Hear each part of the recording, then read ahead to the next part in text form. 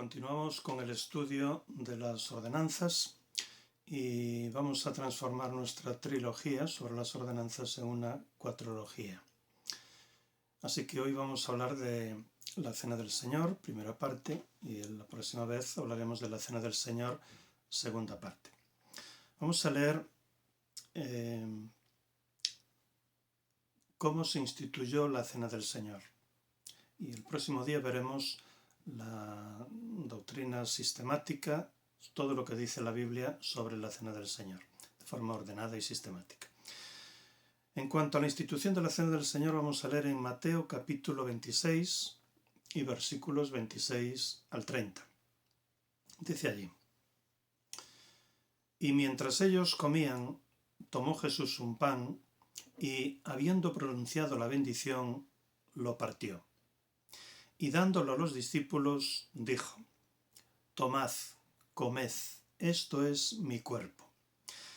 Y tomando una copa, dio gracias y se la dio, diciendo: Bebed de ella todos, porque esto es mi sangre del pacto, la cual es derramada a favor de muchos, para liberación de pecados. Y os digo que desde ahora no beberé de este fruto de la vid hasta aquel día en que la beba de nuevo con vosotros en el reino de mi Padre. Y después de cantar un himno, salieron hacia el monte de los Olivos. Vamos a ver, en primer lugar, el contexto. El contexto en que se desarrolló esta institución de la Cena del Señor. Estamos en el día 14 de Nisan, jueves. Al día siguiente, el viernes, crucificarían al Señor. Y en esa noche del jueves Jesús instituye la Cena del Señor. El 14 de Nisan era cuando se celebraba la Pascua. Ellos por la noche, después de la puesta del sol de ese jueves, iban a celebrar la Pascua como hacían todos los años, una, si no la principal fiesta de los judíos. Y el contexto era el siguiente. Estaba Jesús con sus 12 apóstoles en Betania, como en otras ocasiones, a 3 kilómetros de Jerusalén, en la casa de Lázaro, de Marta y de María. Y era el jueves por la mañana. Se acercaba la celebración de la Pascua por la noche. Entonces Jesús envió a Pedro y a Juan a Jerusalén para preparar la cena. Y les dijo: Cuando lleguéis a Jerusalén vais a encontrar un hombre, un siervo con un cántaro de agua. Seguidle. Y cuando lleguéis a la casa, decidle al padre de familia, al amo: el maestro nos manda para que nos muestres el lugar donde hemos de celebrar la Pascua.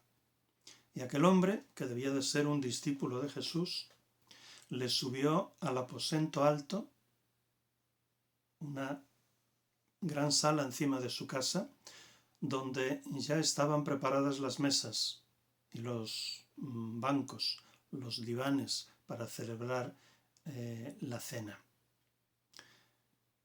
Entonces Juan y Pedro salieron de esa casa, fueron a comprar el cordero, lo llevaron al templo para sacrificarlo y a la vuelta aún habían de comprar los panes sin levadura y lo necesario para preparar la salsa.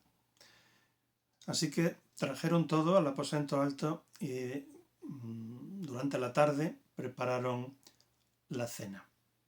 Después de la puesta del sol, que es cuando comenzaba el viernes para los judíos, llegó el maestro con el resto de los apóstoles.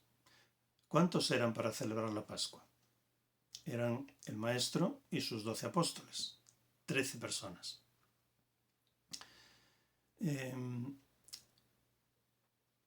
Respecto del ritual de cómo celebraban la Pascua, lo hacían de la siguiente manera.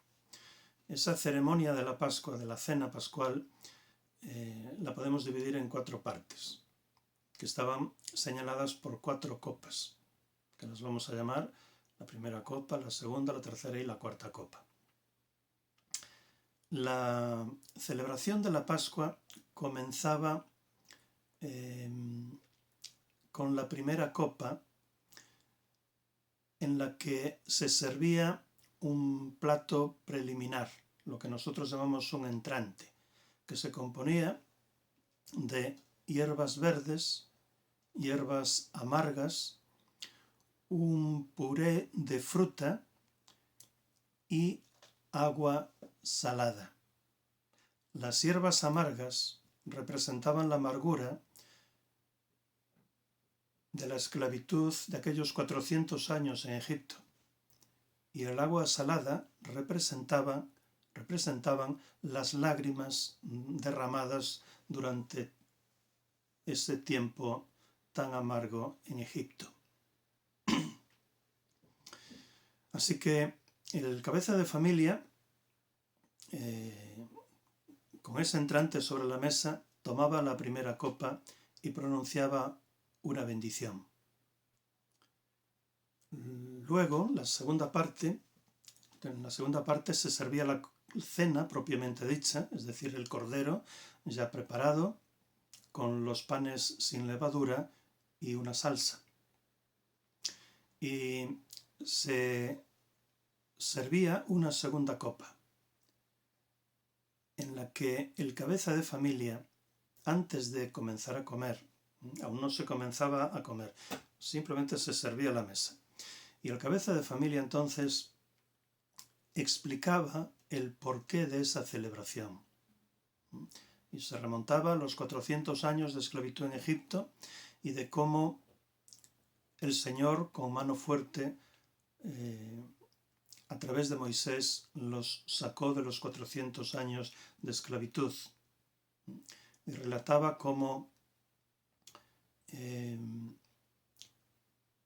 las familias judías mataron un cordero y con su sangre pintaron el dintel de la puerta de afuera, los marcos exteriores de la casa que daban a la calle. Y cuando pasaba el ángel de la muerte, en cumplimiento de la última plaga por la que todos los primogénitos de todas las familias de Egipto iban a ser muertos, cuando el ángel llegaba a esa casa judía y veía el dintel pintado con la sangre, pasaba de largo. Así que el cabeza de familia, en este caso Jesús, recordaba esos hechos que dieron lugar a la celebración de la cena de la Pascua. Entonces tomaban esa segunda copa y cantaban los 2 primeros salmos del Jalel, el Salmo 113 y 114. A continuación pasaban a la tercera parte de la celebración, en la que ya se comía el cordero y se comía el pan sin levadura y mojándolo en aquella salsa.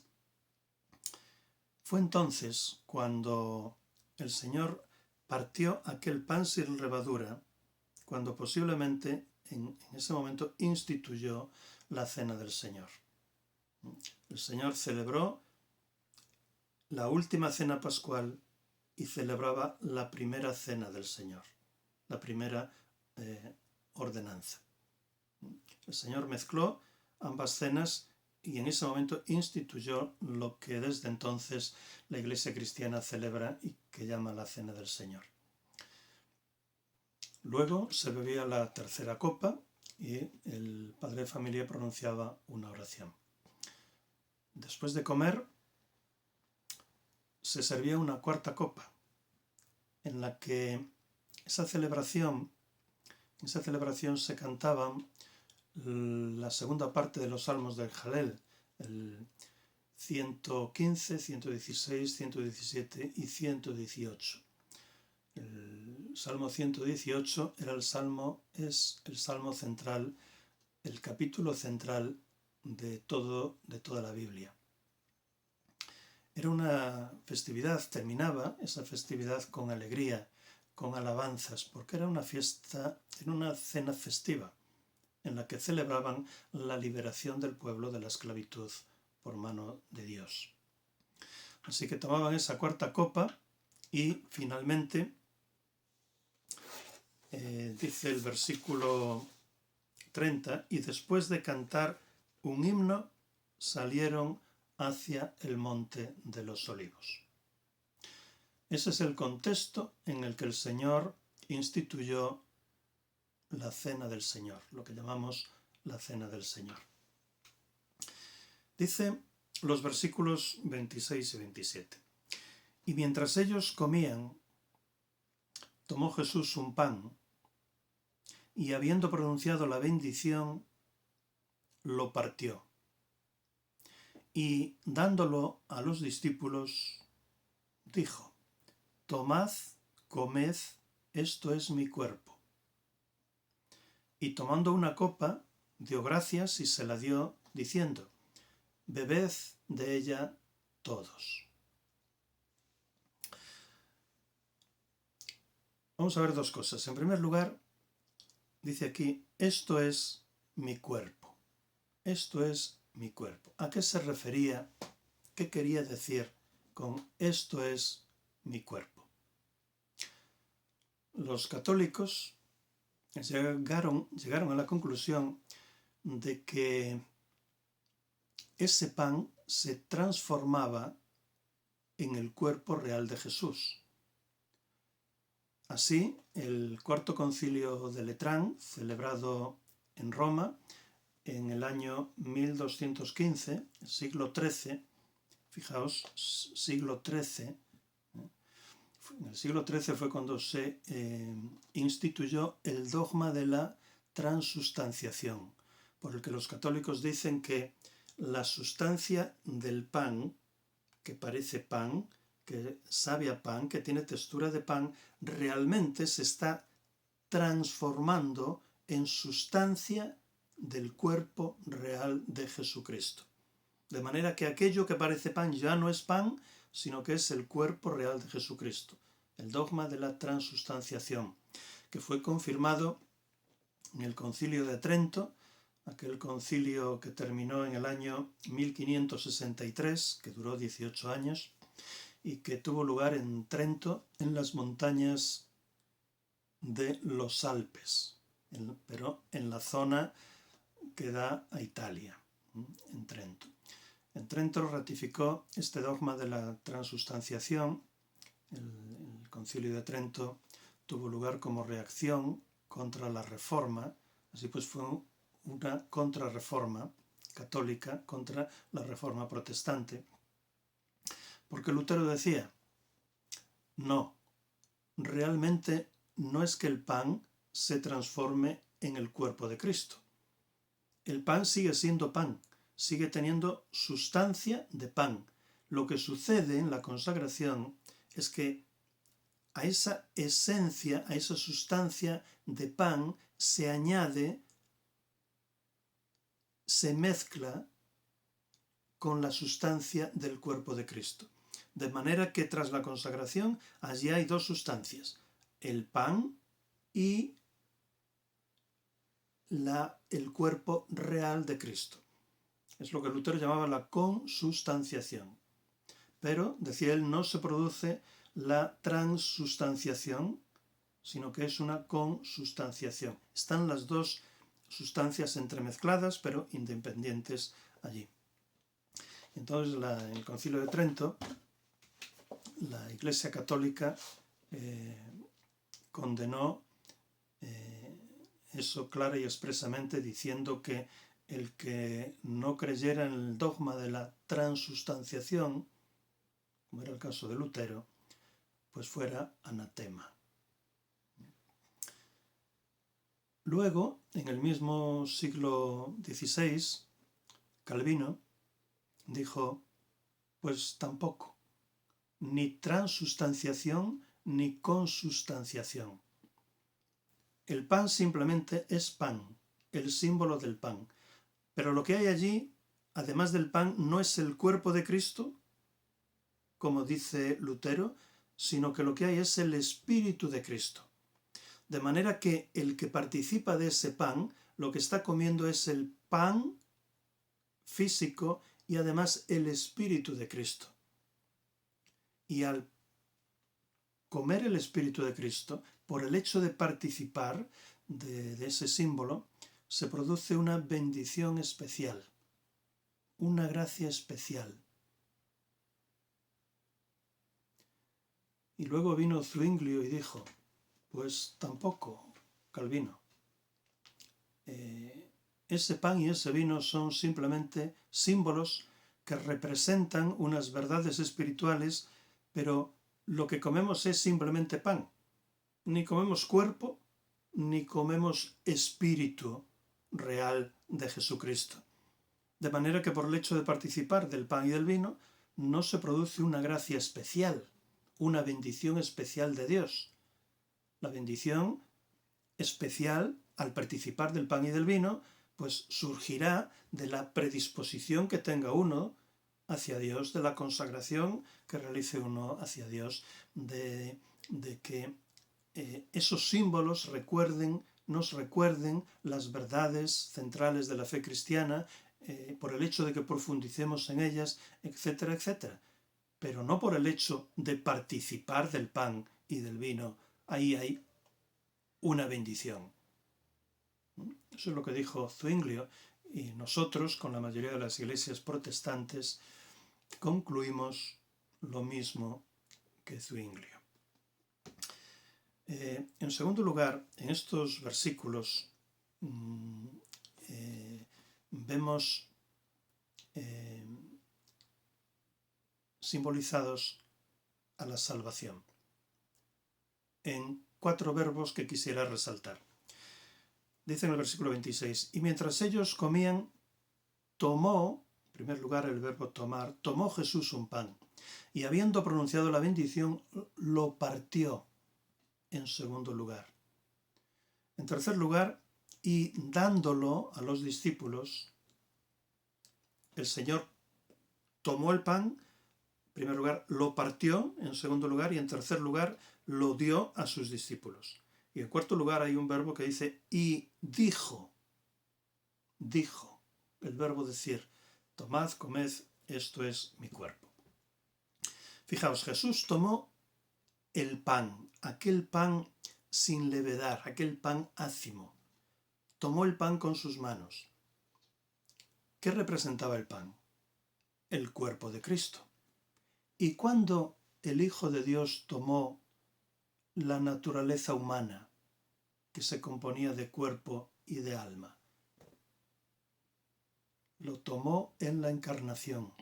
En la encarnación el Hijo de Dios añadió a su naturaleza humana completa añadió a su naturaleza divina completa una naturaleza humana también completa. Así que cuando Jesús tomó aquel pan, podía estar representando la encarnación. Tomó el pan, tomó el cuerpo, lo mismo que cuando se encarnó, adquirió una naturaleza humana completa. Ese pan que tomó con sus manos, luego lo partió. Cuando Jesús partió su cuerpo en la cruz. En la cruz el Señor Jesucristo rompió su cuerpo hasta la muerte.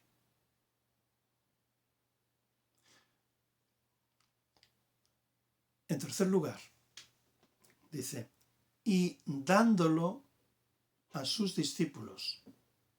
Jesús se encarnó, murió en la cruz, en sustitución por toda la humanidad.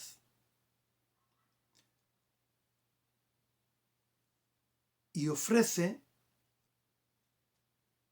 esa obra salvífica a sus discípulos, en representación de toda la humanidad.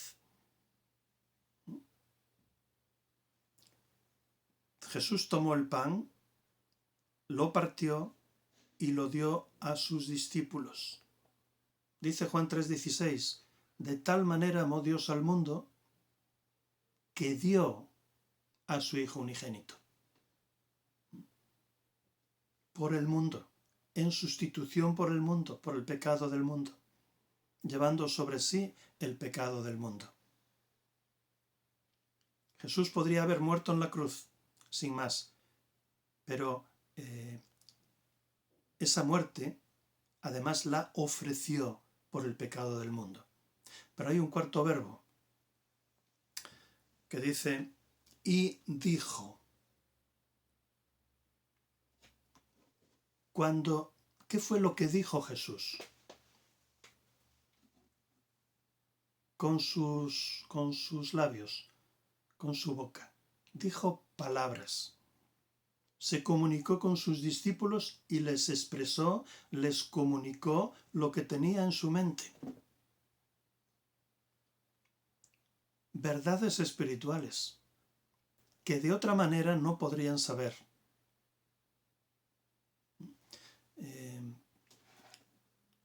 Lo que Jesús dijo en aquel momento era palabra de Dios, porque las estaba pronunciando el Hijo de Dios.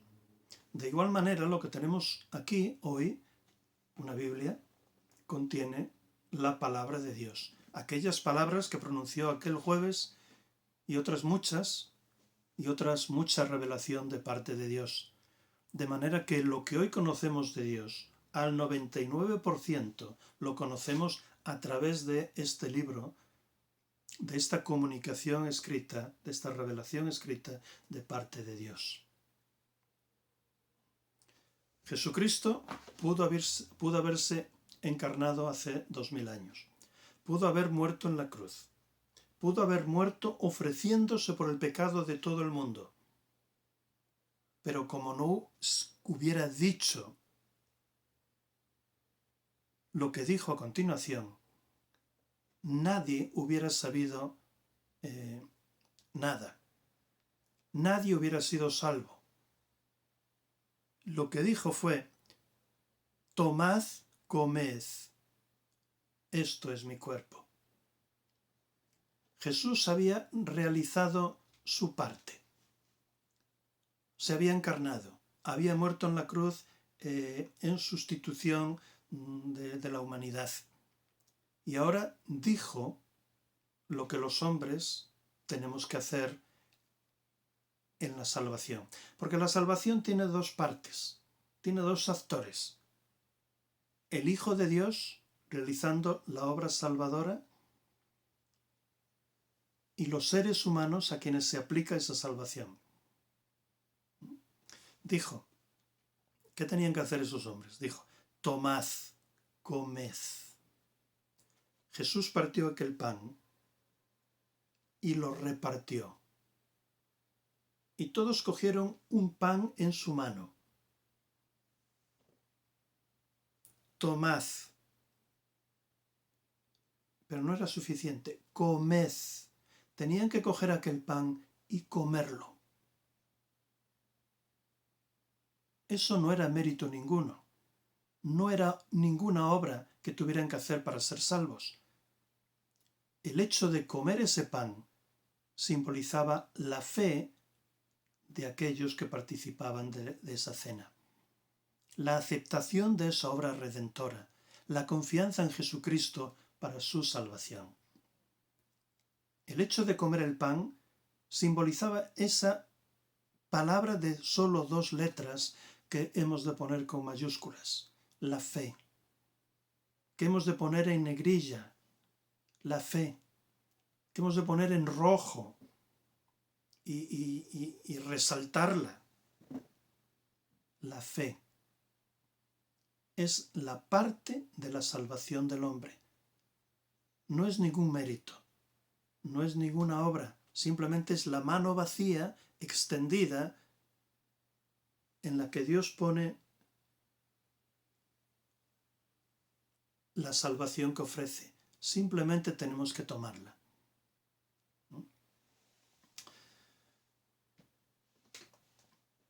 Dios pone el pan en nuestra mano, pero cuidado, porque Él no come el pan por nosotros. Dios pone a nuestro alcance la fe, pero cuidado porque Él no puede creer por nosotros. Somos nosotros los que tenemos que comer el pan, somos nosotros los que tenemos que creer, los que tenemos que confiar, los que tenemos que tener fe. Por eso, Juan 3:16 continúa, dice, de tal manera amó Dios al mundo que dio su Hijo unigénito, pero no termina ahí. Dice, para que todo aquel que en Él crea, hay que creer, no se pierda, mas tenga vida eterna. El que en Él cree, no se pierde, tiene vida eterna, pero el que no cree, sí se pierde y no tiene vida eterna en el cielo, sino que tendrá vida eterna en el infierno.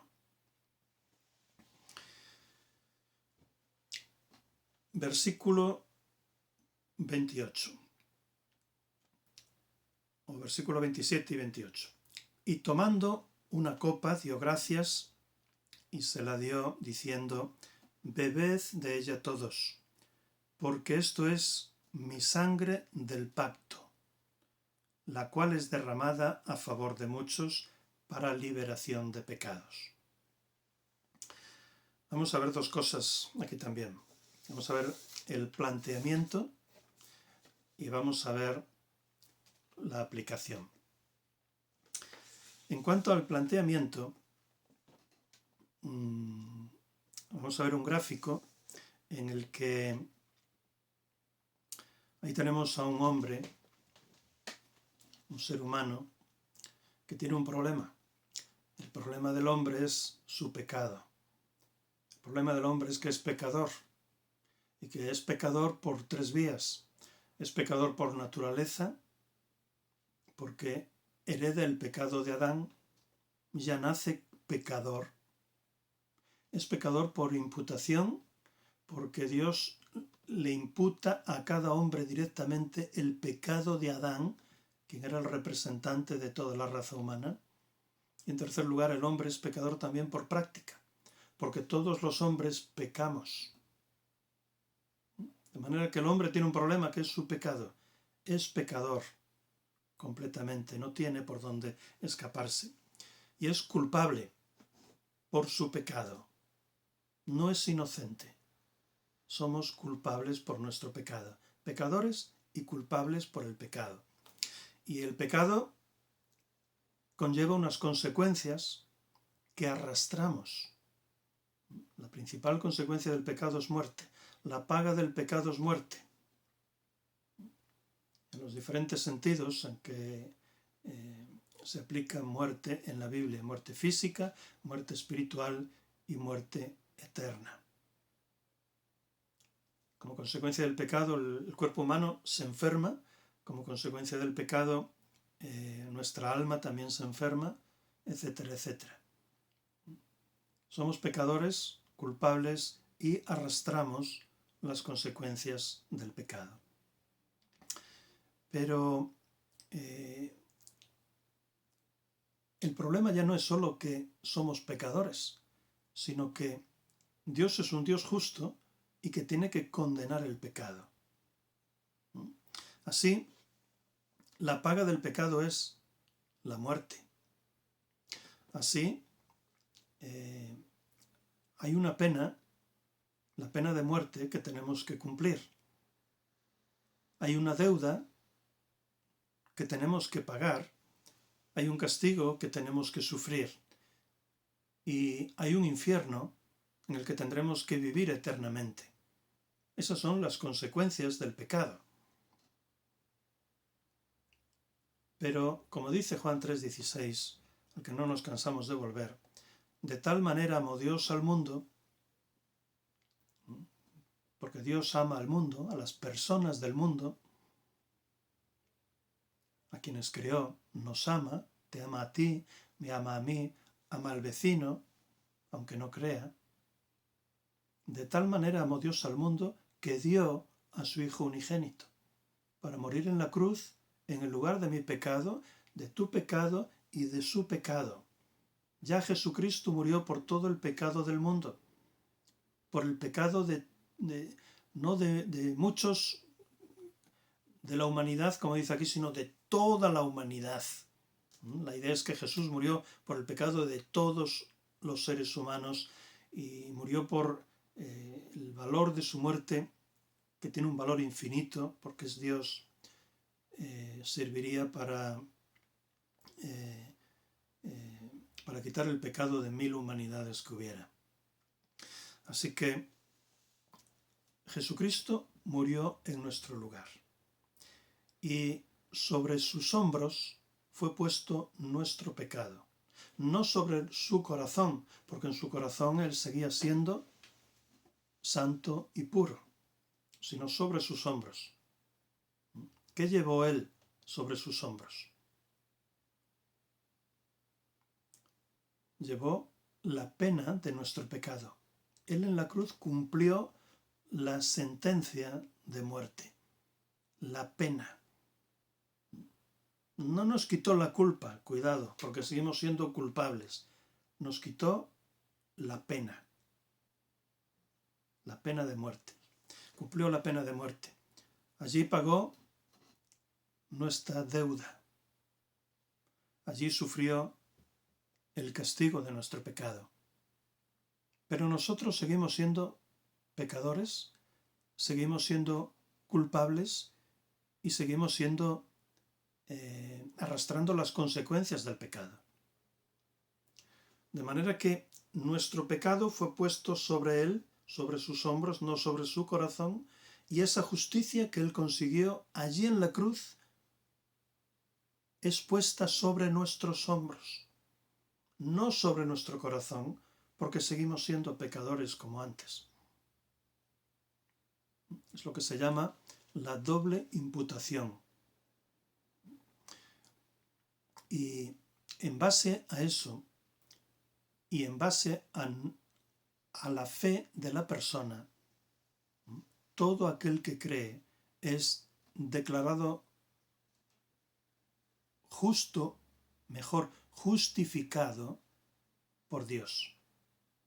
Es la doctrina de la justificación, por la cual Dios, en base a la obra de la cruz y a la fe personal de cada uno, nos declara justificados. La doctrina de la justificación. Bien, ese es el planteamiento que tiene que ver con la salvación. Ahora, la aplicación. ¿Cómo se aplica personalmente esa salvación que Jesús, el Hijo de Dios, nos consiguió en la cruz? ¿Cómo surte efectos de manera personal en tu vida y en mi vida? De manera concreta. ¿Cómo se hace? Dice, esto es mi sangre del pacto, la cual es derramada por muchos. Ya dijimos que esos muchos es una manera de expresarlo, pero significa derramada por todos, por toda la humanidad y 1000 humanidades que hubiera. Esto es mi sangre del pacto. ¿Qué es un pacto? Un pacto es un contrato realizado entre dos partes. Un pacto tiene dos partes. Es un contrato, un acuerdo al que llegan dos partes. En un contrato hay una serie de cláusulas. Imaginaos un contrato de alquiler de un piso. El dueño redacta un contrato con sus cláusulas de acuerdo con el que va a alquilar el piso, y si están los dos de acuerdo, al final firman los dos y se comprometen a cumplir ese contrato. Hay un contrato que es el contrato de la salvación, con una serie de cláusulas en la que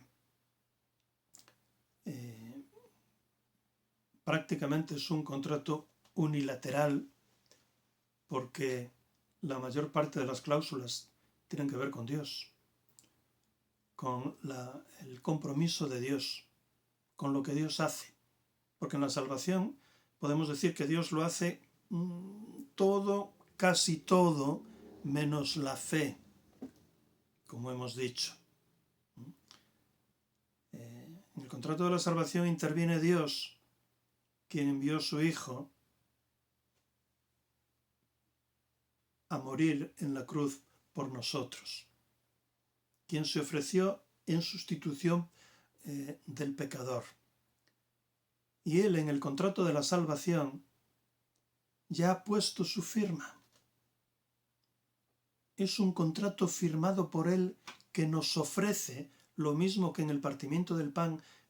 Parte el pan, lo reparte, nos lo ofrece y nos dice: tomad y comed.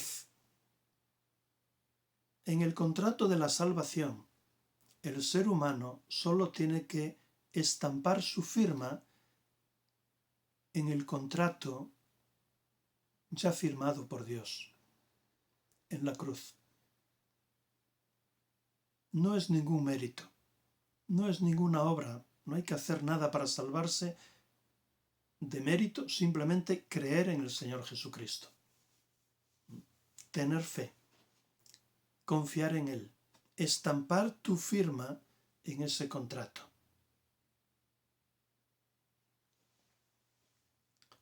Evidentemente, no es un mero mecanismo mental, porque tú firmas y luego te vas y te olvidas. Tiene que haber una verdadera fe.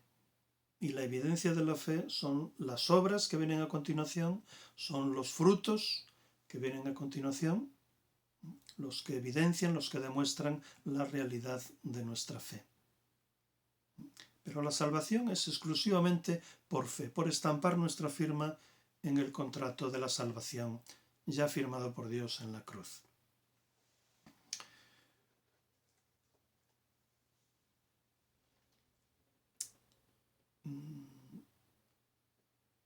Dice, que hemos visto en Juan 3:16, que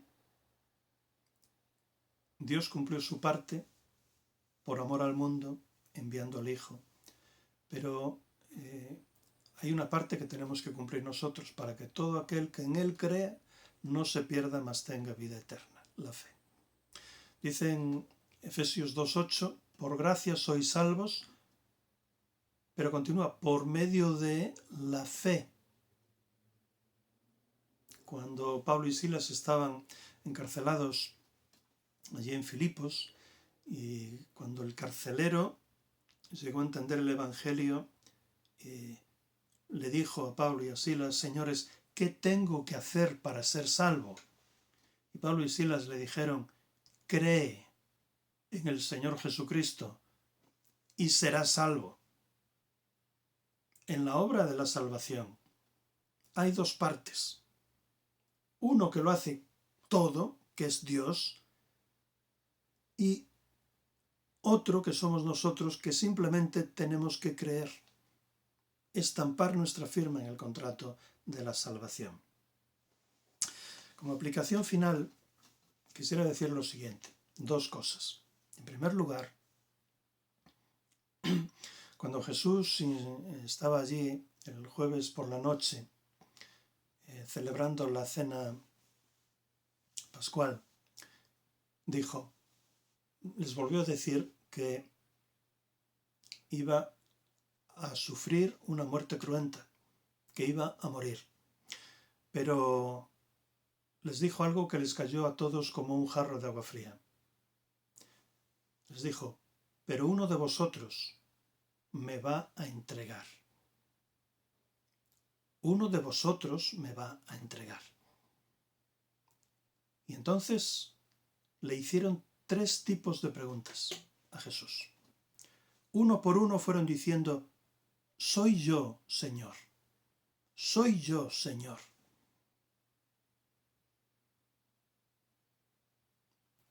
Cuando llegó a Judas, el último, Judas le dijo: soy yo, maestro. No le dijo Señor, le dijo maestro.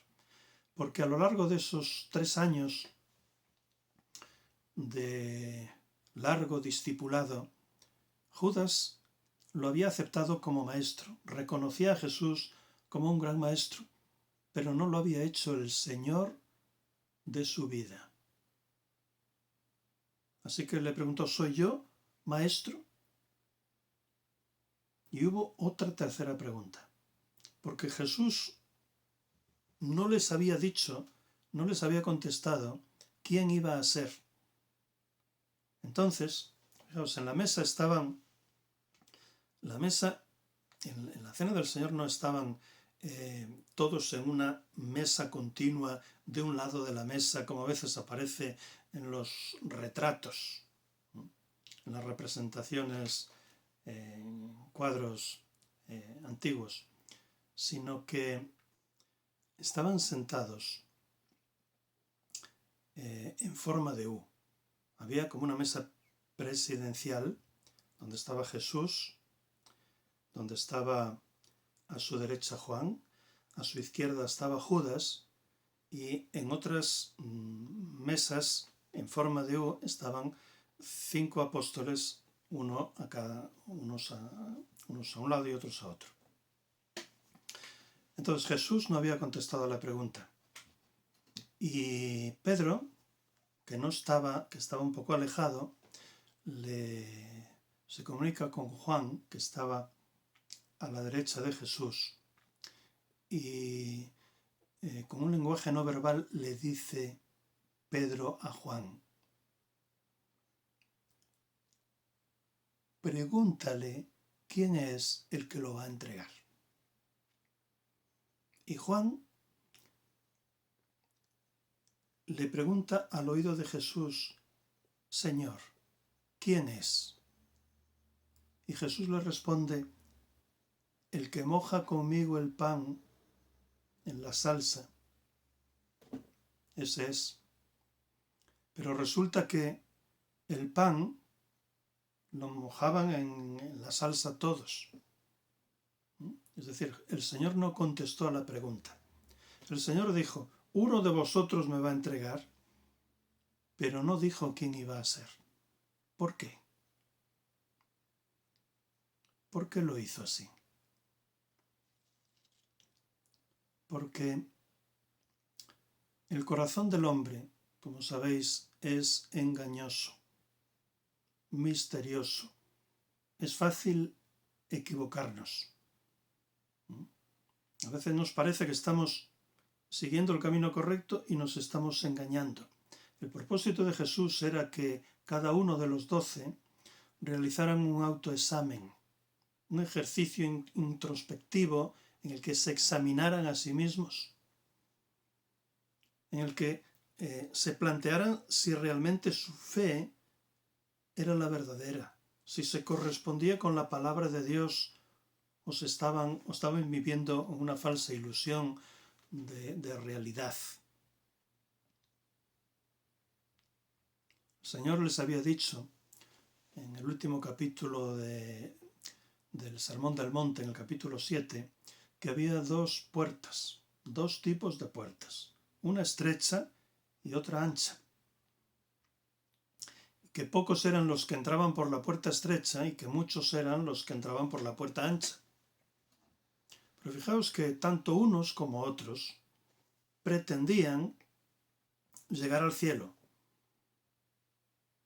Pero después de la puerta estrecha había un camino estrecho también, sinuoso, dificultoso, que culminaba en el cielo, pero tras la puerta ancha había un camino espacioso, cómodo, por el que transitaba mucha más gente y cuyo fin era el infierno. Los de ambos caminos confiaban en llegar al cielo, pero la mayoría se equivocaban. Los que entraban por ambos caminos representan lo que hoy es la cristiandad. Entendiendo por cristiandad no todas las religiones, sino los católicos, los ortodoxos, los anglicanos, todas las iglesias protestantes, evangélicas, todas las sectas denominadas cristianas, los testigos de Jehová, los mormones, etc. De todo ese conjunto de cristiandad, la mayor parte, digamos un 90%, han entrado por la puerta ancha, confiando en llegar al cielo. Pero su sorpresa será mayúscula cuando al final del camino habrá una puerta, pero será la puerta del infierno y no la del cielo. Por eso es necesario que nos examinemos una y otra vez, nos replanteemos la vida. Por eso es interesante ese momento que tenemos después de participar del pan y del vino normalmente, en que guardamos un breve tiempo de silencio, en el que no se canta, en el que todo el mundo está en silencio y reflexionamos. Es un breve tiempo insuficiente que evidentemente debemos de completar con una mayor reflexión y más profunda en casa o a solas con el Señor o caminando. No vaya a ser que nos estemos engañando a nosotros mismos. No vaya a ser que pensando que vamos por el camino estrecho estamos yendo por el camino ancho, porque hemos entrado por la puerta ancha. El Señor les hizo la pregunta, les hizo la afirmación: uno de vosotros me va a entregar, pero no les dijo quién en aquel momento, para que se examinaran, autoexaminaran a sí mismos. La segunda aplicación con la que quiero terminar tiene que ver con la definición que ya dimos de las ordenanzas, de los sacramentos, de manera que podemos definir la Cena del Señor como una representación teatral simbólica ordenada por el Señor a su Iglesia, en la que recordamos las verdades centrales de nuestra fe, renovamos el pacto realizado con el Señor en nuestra conversión y proclamamos el Evangelio. Necesitamos recordar las verdades centrales de nuestra fe, porque aunque ya no está sobre nosotros la pena de muerte, aunque no hemos de sufrir la condenación eterna, sí seguimos siendo pecadores, sí seguimos siendo culpables por nuestro pecado, sí seguimos arrastrando las consecuencias del pecado, y necesitamos, por tanto, recordar a menudo las verdades centrales de nuestra fe. Y en segundo lugar, necesitamos ratificar, renovar aquel pacto, aquel juramento, aquel compromiso, aquellos votos realizados ante el Señor, con el Señor, cuando nos convertimos, cuando nos arrepentimos de nuestros pecados y confiamos en Él para salvación. Cuando lo hicimos, éramos ignorantes de muchas cosas. Ahora ha pasado un tiempo y sabemos algo más que hemos aprendido, si hemos aprendido de la palabra de Dios. Así que podemos profundizar en esas verdades centrales de nuestra fe. Podemos profundizar en ese pacto que realizamos con el Señor cuando estampamos nuestra firma en aquel contrato de salvación. Hermanos, es importante que profundicemos en las ordenanzas, en el simbolismo del bautismo y sobre todo en el simbolismo, en lo que representa las verdades que están ahí simbolizadas en esos ritos y ceremonias del partimiento del pan, porque tienen un significado variopinto y muy profundo, en el que necesitamos indagar más y más, profundizar más y más. Necesitamos ratificar nuestros votos, consagrarnos más al Señor, santificarnos más, parecernos cada vez más a Él, irnos desligando poco a poco del pecado.